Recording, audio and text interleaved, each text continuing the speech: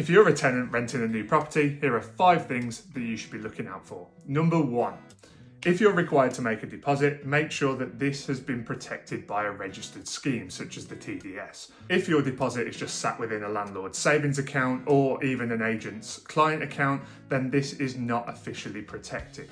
That means that you're at risk of not getting this back at the end of the tenancy, regardless of what great condition you might leave that property in. Number 2, not something I see all too often, but make sure you have got an official tenancy agreement in place, essentially a contract.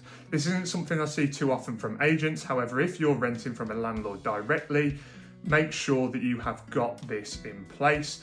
Otherwise, your rights become a lot harder to enforce should any issues occur. Number 3, on the day that you move in, make sure that all heat, smoke alarm and CO2 detectors are in full working order.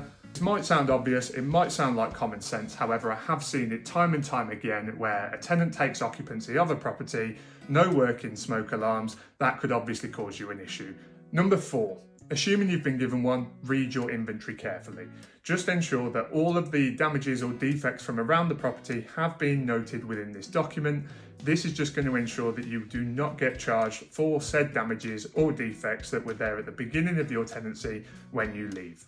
And number 5, on the day that you take occupancy as a first priority, I'd always note down your current utility meter readings. This is just going to make sure that you don't get any unnecessary charges from the void period when nobody was living in the property. Let me know your rental experiences down below in the comments. Is there something within that could help somebody else out when renting a property? Please like and follow for part 2 and more rental advice.